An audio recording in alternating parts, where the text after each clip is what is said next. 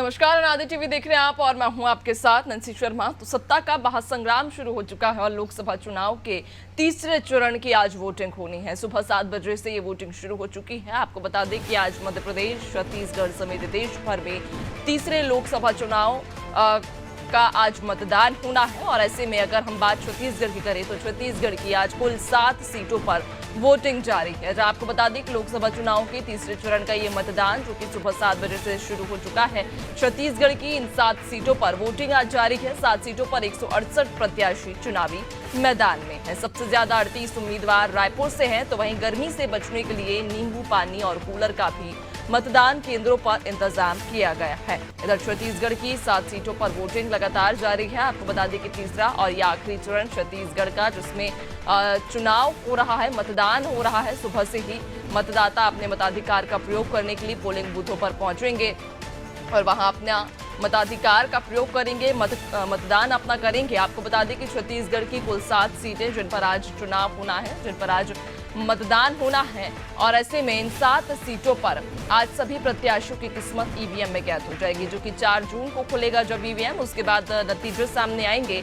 फिलहाल आपको बता दें कि आज तीसरा चरण है वोटिंग का और छत्तीसगढ़ का तीसरा और ये आखिरी चरण, चूंकि आज 7 सीटों पर वोटिंग होनी है। इसके पहले तमाम जो 4 सीटें हैं उन पर वोटिंग हो चुकी है 2 चरणों में, और आज तीसरे और आखिरी चरण में बची हुई 7 सीटों पर वोटिंग होनी है, जिसको लेकर प्रत्याशियों की भी धड़कनें तेज हैं। तो वहीं आपको बता दें कि 7 सीटों पर जो 168 प्रत्याशी हैं वो फिलहाल चुनावी मैदान में खड़े हुए हैं और अपनी किस्मत आज वे अपने ईवीएम में कैद कराएंगे, यानी कि सभी मतदाता अपने मताधिकार का प्रयोग कर वो सभी 168 उम्मीदवारों की किस्मत को ईवीएम में कैद करेंगे। हालांकि दोनों ही पार्टियों की तरफ से जो प्रमुख दल हैं छत्तीसगढ़ में, बीजेपी, कांग्रेस, दोनों ही लगातार अपनी अपनी जीत का दावा कर रही हैं, लेकिन 4 जून को जब नतीजे आएंगे उस दौरान स्पष्ट होगा कि किसके दावे खरे उतरते हैं और किसके दावे झूठे साबित होते हैं।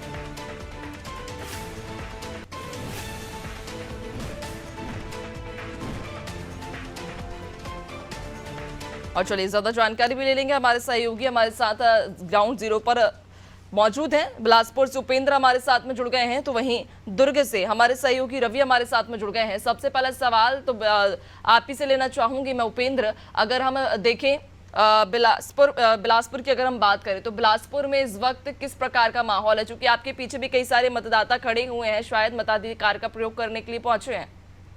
जी बिल्कुल, मैं भी बिलासपुर के सेफर स्कूल मतदान केंद्र में हूं और इस दौरान मेरे से कुछ लोगों से चर्चा हुई और उन्होंने अपना जो है मत का प्रयोग किया है। उनसे खुद ही जानना चाहेंगे कि किस तरह से रहा है। आपने मतदान किया है, सुबह से जो है आप लाइन में लगे हुए थे, कैसा महसूस कर रहे हैं? ये तो बहुत अच्छा महसूस कर रहे हैं। आप लोग वोट का इस्तेमाल करके बहुत अच्छा लग रहा है। जो सरकार ने दिया है, सुविधा दिया है, उसका प्रयोग किया है। और सुबह सबसे पहले लाइन लगाया है, क्योंकि सुबह गर्मी का टाइम है तो जरूरी था जल्दी लगा के। जी हाँ, कुछ लोग भी हैं, महिलाएं भी हैं, सुबह से आई हुई है। आपसे भी जानना चाहेंगे कि कैसी व्यवस्था जो है निर्वाचन के द्वारा की गई है। आगे में एक सेट होना चाहिए ताकि धूप पर देखते हुए, गर्मी तेज है इस वजह से। ये लोकतंत्र का जो है ये महापर्व है, इस पर में आप सुबह से लाइन लगा के आए, कैसी सरकार चाहते हैं? सरकार तो अच्छी ही चाहिए ताकि देश को आगे ले जाए। क्या चीज महत्वपूर्ण रहेगा इस लोकसभा में? हर साल लगातार जो है सरकार में आपको मौका मिलता है कि 5 साल में क्या उम्मीदें हैं आपको इस बार? देश को आगे ले जाने वाला हमारा विकसित भारत चाहिए। जी हाँ, विकसित भारत चाहिए। देखिए, संकल्पना जो की गई थी विकसित भारत की, वो संकल्पना जो है उसको लेकर के कहा जाए। जी बिल्कुल, चूंकि देखिए सभी के अपने अपने मुद्दे होते हैं, जनता का कुछ अपना अलग मुद्दा होता है और उन्हीं मुद्दों को ध्यान में रखते हुए जनता अपने मताधिकार का प्रयोग भी करती है। बने रहेगा, अब आपसे और भी जानकारी लेंगे। दुर्ग से भी हमारे साथ सहयोगी लगातार बने हुए हैं। रवि, आपकी ओर में आना चाहूंगी। दुर्ग की अगर हम बात करें तो दुर्ग में फिलहाल किस प्रकार का मतदान को लेकर मतदाताओं में रुझान है, मतदाता क्या पोलिंग बूथ पर पहुंच रहे हैं? चूंकि इसके पहले के 2 चरण में हमने देखा था कि जो वोटिंग प्रतिशत था वो बहुत कम रहा था, और उसके बाद अब निर्वाचन आयोग ने भी मतदान फीसदी को बढ़ाने के लिए तमाम तरह के प्रयास किए हैं। क्या वो प्रयास धरातल पर उतर रहे हैं?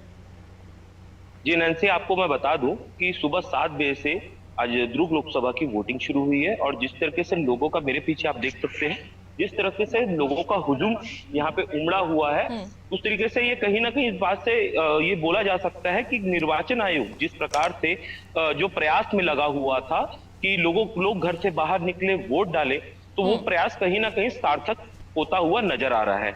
वहीं अगर बात करें सुबह से युवाओं की, युवा हो चाहे बूढ़े हो या बुजुर्ग हो, लगातार वोट डालने के लिए मतदान केंद्र पहुंच रहे हैं। इस वक्त हम खड़े हैं सेक्टर 5 के बीएसपी स्कूल में, जहां पे लोग सुबह से लेकर अभी आधा घंटा हुआ है वोटिंग शुरू हुए, परंतु यहाँ लोगों का हुजूम एक उमड़ा हुआ दिख रहा है और लोग यहाँ चाहे बुजुर्ग हो, चाहे विकलांग हो, चाहे युवा हो, बड़ी से बड़ी संख्या में लोग यहाँ पे मतदान करने पहुंच रहे हैं। वहीं जनप्रतिनिधि की बात करें तो भिलाई नगर विधायक देवेंद्र यादव और बिलासपुर सांसद प्रत्याशी कांग्रेस के देवेंद्र यादव भी यहाँ पे वोट डालने पहुंचे हुए हैं। भिलाई महापौर भी यहाँ पर वोट डालने पहुंचे हुए हैं। अभी कुछ ही क्षणों बाद जो दुर्ग जिले के जो लोकसभा के प्रत्याशी हैं भाजपा के विजय बघेल, वो भी यहाँ पर अभी कुछ ही क्षणों में यहाँ पर मतदान केंद्र पहुंचने वाले हैं। जी बिल्कुल, यानी कि तैयारियां पूरी हैं और चूंकि आपके पीछे हम देख भी पा रहे हैं लंबी लाइन है मतदाताओं की, इस बार ये कहा जा सकता है कि शायद इस बार का मतदान फीसदी और भी बढ़े। बने रहिएगा और भी आपसे हम अपडेट्स लेंगे। रवि, अब उपेंद्र एक बार फिर से मैं आपको रुक करना चाहूंगी क्योंकि आपके पीछे कई सारे लोग भी थे, आपने उनसे चर्चा भी की थी। ये भी बताइएगा कि इस बार जनता किन मुद्दों को ध्यान में रखते हुए मतदान कर रही है, किन मुद्दों के आधार पर वो अपना जनप्रतिनिधि, अपना प्रतिनिधि चुनेगी? जी हाँ, मतदान देने के दौरान जो है चीजें लोगों से जब पूछी जाती है तो थोड़ा साइलेंट वो रहते हैं कि अपने वोट का जो है वो एक्सपोज नहीं करते हैं। लेकिन इस तरह से देखा जाए विकास कार्य जो है वो होना चाहिए। जिस तरह की पिछली सरकार काम कर रही थी, वो चाहते हैं कि ऐसी सरकार बने जो उनके लिए सोच सके, उनके लिए सही व्यवस्थाएं जो है की जाए। विधानसभा के मुद्दे जिस तरह से अलग होते हैं, लोकसभा के मुद्दे थोड़े राष्ट्रीय मुद्दों पर लड़े जाते हैं। उन मुद्दों को लेकर के राजनीतिक दल चाहे भाजपा हो चाहे कांग्रेस हो, उस तरह की तैयारियों में रहती है और जनता भी ये चाहती है कि उनके मन का बात होनी चाहिए। जिस तरह की चीजें नजर भी आ रही हैं और जिस तरह से बाकी सब चीजें हैं वो जो है नजर आती है। बिल्कुल, यानी कि तमाम जो विकास के मुद्दे हैं उन्हीं को ध्यान में रखते हुए जनता अपने मताधिकार का इस बार प्रयोग करेगी। रवि, आपसे भी मेरा यही सवाल रहेगा कि आप जिस इलाके में, आप जिस क्षेत्र में मौजूद हैं, वहां की जनता क्या चाहती है और क्या उन्हें वो मिल पा रहा है या नहीं मिल पा रहा? क्योंकि हम देख रहे हैं कि मुद्दे तो कई सारे आए हैं, चाहे राम मंदिर का मुद्दा बीजेपी ने उठाया, उसके बाद में न्याय की गारंटी का मुद्दा जो कांग्रेस के द्वारा उठाया गया, जातिगत जनगणना का मुद्दा हुआ, धारा 370, 3 तलाक, इस तरह के जो तमाम मुद्दे हैं उन पर चुनाव लड़ा जा रहा था। लेकिन आप जहां पर जिस क्षेत्र से आते हैं वहां की जनता क्या चाहती है और उन्हें क्या वो मिल पा रहा है? जी निश्चित रूप से नैन्सी कि कहीं ना कहीं जिस तरीके से जो कांग्रेस ने जो मैनिफेस्टो जो जारी किया है, तो कहीं ना कहीं इस बात पे भी यह इनकार नहीं किया जा सकता कि मैनिफेस्टो के जरिए कांग्रेस को भी अच्छा रिस्पांस मिल रहा है। वहीं अगर भाजपा की बात करें तो इस बार भी कहीं ना कहीं भाजपा देश के प्रधानमंत्री नरेंद्र मोदी के चेहरे पर इस बार वो चुनाव लड़ती हुई नजर आ रही है। परंतु कहीं ना कहीं इस बात से इनकार नहीं किया जा सकता कि इस बार जो मोदी लहर है वो कहीं ना कहीं मोदी लहर यहाँ पर नजर नहीं आ रही। हमने कल भी कई लोगों से बात किया था तो इस बारे में बात पता चली, तो जिस प्रकार से जो 1 लाख रुपए जो कांग्रेस के मैनिफेस्टो में जो गरीब महिलाओं को देने की बात जो कही जा रही है, तो कहीं ना कहीं इस बार वो भारी बढ़ता हुआ नजर आ रहा है। कांटे की टक्कर है। अब आगामी 4 जून को यह पता चलेगा कि जनता आखिर किसको प्रधानमंत्री बनाती है, किसको लोकसभा प्रत्याशी बनाती है। जी नैन्सी। बिल्कुल, दुर्ग में अगर हम देखें तो वाकई में इस बार मुकाबला चूंकि कड़ा है, जहां आपने जिस तरह से आपने भी कहा कि दोनों ही पार्टियों के बीच में कांटे की टक्कर है और जनता भी कहीं ना कहीं थोड़ी सी कंफ्यूज्ड यहाँ पर नजर आती है कि आखिरकार हम किसे वोट दें, किसे हम चुने। चूंकि इस बार कई सारे मुद्दे आए हैं, कई मुद्दों से भटकाने की कोशिश की गई है। देखने वाली बात होगी चूंकि आज का दिन महत्वपूर्ण है और महत्वपूर्ण इसलिए भी चूंकि आज मतदान है और मतदान की सभी से हम भी अपील करते हैं कि अपने मताधिकार का भी प्रयोग करें। बने रहिएगा आप, आपसे हम आगे और भी चर्चा करेंगे। और चलिए अब सीधा रुख कर लेते हैं अहमदाबाद की ओर, जहां पर खुद प्रधानमंत्री नरेंद्र मोदी पोलिंग बूथ पर पहुंचे हैं और यहां पर अपने मताधिकार का भी प्रयोग कर रहे हैं। तो ये तस्वीर देखिए, लगातार प्रधानमंत्री खुद सभी से अपील करते हुए नजर आ रहे हैं और उन्होंने खुद अपना वोट डाला है। जहां आपको बता दें कि सभी, चाहे पार्टियां हों, निर्वाचन आयोग या फिर खुद के दिग्गज नेता हों, सभी लगातार जनता से अपील कर रहे हैं कि वे अपने पोलिंग बूथ पर पहुंचे और अपने मताधिकार का प्रयोग करें। तो ये सीधी तस्वीरें हैं अहमदाबाद से, जहां पर खुद प्रधानमंत्री नरेंद्र मोदी ने अपने मताधिकार का प्रयोग करा। उन्होंने अपना वोट डाला, उन्होंने वोट डालकर लोकतंत्र के इस महायज्ञ में अपनी भी आहुति दी। वोट की उन्होंने यहाँ पर आहुति देते हुए अपने मताधिकार का प्रयोग किया और ये संदेश दिया, सभी को ये संदेश दिया कि पहले मतदान फिर जलपान, यानी कि पहले अपने मताधिकार का प्रयोग करें, अपना मतदान करें, जिससे कि इस लोकतंत्र में आपकी भी एक भागीदारी हो सके।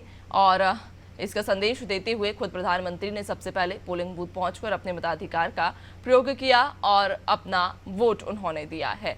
तो ये सीधी तस्वीरें हैं अहमदाबाद से। लगातार सभी आपसे यही अपील करते हैं, अनादि टीवी भी आप सभी से अपील करता है कि अगर अभी तक आपने वोट नहीं किया है तो कृपया अपने घरों से बाहर निकलें और अपने मताधिकार का प्रयोग करें और अपने मताधिकार का प्रयोग कर अपना एक सही जनप्रतिनिधि अवश्य चुनें। तो ये तस्वीरें सीधी अहमदाबाद से आपको दिखा रहे थे, जहां पर खुद प्रधानमंत्री नरेंद्र मोदी ने सबसे पहले अपने मताधिकार का प्रयोग किया था और उन्होंने अपना वोट दिया, जनहित में उन्होंने अपना ये वोट दिया।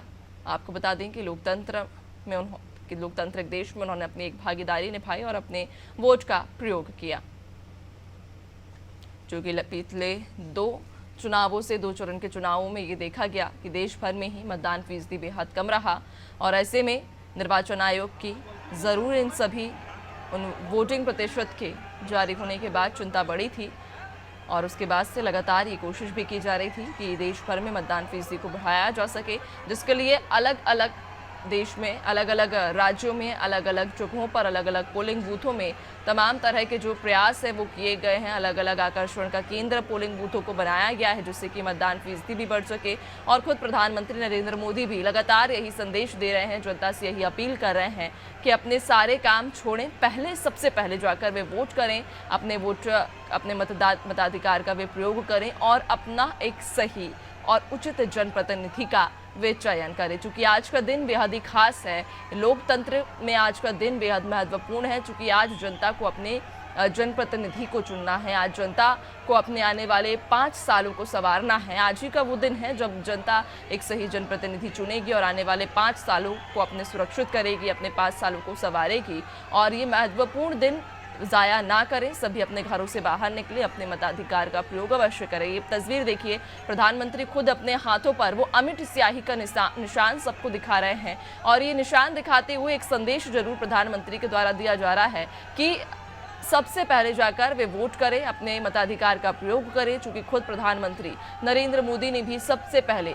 अपने सारे काम छोड़ते हुए सबसे पहले वे पोलिंग बूथ पहुंचे, यहाँ उन्होंने अपना वोट दिया, अपने मताधिकार का प्रयोग किया और अपना एक सही और अच्छा जनप्रतिनिधि का भी उन्होंने यहाँ चयन किया है। तो ये तस्वीर आप देखिए, ये बेहद ही सुंदर ये तस्वीर, जहाँ वे अपनी उंगली पर लगा वो अमिट स्याही का निशान सभी जनता को दिखाते हुए और एक अपील इस निशान के द्वारा सभी जनता से कि अपने मताधिकार का प्रयोग अवश्य करें, जाकर सबसे पहले वोट दें और अपने आने वाले 5 सालों को सुरक्षित जनता करें। और अनादि टीवी भी लगातार आप सभी से यही अपील करता है कि अपने मताधिकार का प्रयोग अवश्य करें, चूंकि आज ही का वो दिन है जब आपको अपना प्रतिनिधि चुनना है और अपने आने वाले 5 सालों का वो प्रतिनिधि आप आज चुनेंगे। और अगर ये दिन आपने ज़ाया किया तो आप एक महत्वपूर्ण जो मौका है वो खो सकते हैं, क्योंकि आज का दिन महत्वपूर्ण इसलिए अपने प्रत्याशी का चयन आपको आज करना है। और एक लोकतांत्रिक देश और इस लोकतांत्रिक देश में वोट बेहद ही महत्वपूर्ण होता है। अगर आप वोटिंग करेंगे, अगर आप सही मतदान करेंगे, सही प्रत्याशी को चुनेंगे, तो उसके बाद में जो 5 साल हैं आपके वो आने वाले संवरेंगे। जहां आपको ये तस्वीर भी दिखा रहे हैं, सीधा अहमदाबाद से तस्वीर, खुद प्रधानमंत्री नरेंद्र मोदी ने भी इस बात का संदेश दिया है। उन्होंने सबसे पहले पोलिंग बूथ पर पहुंचकर अपने मताधिकार का प्रयोग किया, अमिट स्याही का निशान भी उन्होंने दिखाया, जनता को अमिट स्याही का वो निशान दिखाते हुए अपील भी की कि आप सभी सबसे पहले अपने मताधिकार का प्रयोग करें, अपने अपने पोलिंग बूथों पर पहुंचें और जल्द से जल्द अपने मताधिकार का प्रयोग करें, वोट करें। तो अनादि टीवी भी लगातार आप सभी से यही अपील करता है कि अगर आप अभी तक वोट करने नहीं पहुंचे हैं तो अपने सारे कामों को छोड़ दें और सबसे पहले जाकर आप अपने मताधिकार का प्रयोग करें और एक सच्चा और एक अच्छा प्रतिनिधि, एक जनप्रतिनिधि का चयन करें। आपको बता दें कि आज लोकसभा चुनाव के तीसरे चरण का मतदान होना है। वोटिंग आज जारी है, सुबह 7 बजे से ही ये वोटिंग आज प्रधानमंत्री जारी नरेंद्र हो मोदी चुकी है। जिन्होंने मतदान किया उसके बाद बाहर आकर आप देख सकते हैं जो लोग यहाँ पहुंचे हैं। तो ये तस्वीर आप देख रहे हैं जहां पर खुद प्रधानमंत्री नरेंद्र मोदी ने भी इस बात का संदेश दिया है और जनता से उन्होंने अपील की है। अमिट स्याही का निशान दिखाते हुए उन्होंने जनता से अपील की कि आप सभी अपने अपने मताधिकार का प्रयोग अवश्य करें। और हमारे सहयोगी लगातार ग्राउंड जीरो से हमारे साथ बने हुए हैं। एक बार फिर से चलिए सहयोगी की ओर रुख करेंगे। छाया, आपके पास आना चाहूंगी। रायपुर चूंकि बेहद ही महत्वपूर्ण लोकसभा सीट है, बीजेपी का एक अभेद किला, अभेद गढ़ बीजेपी का, और ऐसे में अगर यहाँ पर हम वोटिंग प्रतिशत की बात करें तो क्या लगता है इस बार वोटिंग प्रतिशत जो उम्मीद है उसके मुताबिक आएगा? जी बिल्कुल, मैं आपको बता दूं कि यहाँ पर सुबह 6 बजे से लोगों की भीड़ देखी जा रही है और अब 8 बजने वाले हैं। लगातार लोग यहाँ पर पहुंच रहे हैं। इस वक्त मैं उत्तर विधानसभा क्षेत्र के बीटीआई ग्राउंड में मौजूद हूँ। यहाँ पर लगातार सुबह से लोगों की लाइनें देखी जा रही है। ये दर्शाता है कि मतदाता कितने जागरूक है अपने मताधिकार का उपयोग करने के लिए। और बिल्कुल सुबह से ही लंबी लाइनें हैं और सभी वोट करने के लिए उपस्थित हो रहे हैं और एक एक करके यहाँ पर वोट डाल रहे हैं। आपको बता दूं कि आज का मौसम भी काफी अच्छा है और सुबह से ही लगातार बादल छाए हुए हैं और लोगों में इसको लेकर भी, क्योंकि गर्मी का मौसम है और गर्मी के मौसम को देखते हुए पहले जो कयास लगाए जा रहे थे कि इतनी भीषण गर्मी में इस तरीके का वोटिंग प्रतिशत जो है उसको लेकर कभी कभार ये भी देखा जाता है कि गर्मी की वजह से वोटिंग प्रतिशत गिर जाता है। लेकिन इस बार आज 6 और 7 मई को जो मौसम है वो अच्छा रहने वाला था और आज का भी मौसम बादल छाए हुए हैं और इसको लेकर लोग अधिक से अधिक संख्या में मतदान करने के लिए पहुंच रहे हैं और मतदान केंद्रों में व्यवस्थाएं पूरी हैं और मतदाताओं को जागरूक करने के लिए कलेक्टर की तरफ से हर प्रयास किए ही जा रहे थे और अभी भी सभी के लिए तमाम व्यवस्थाएं यहाँ पर हैं और लोग पहुंच रहे हैं और अपने मताधिकार का प्रयोग।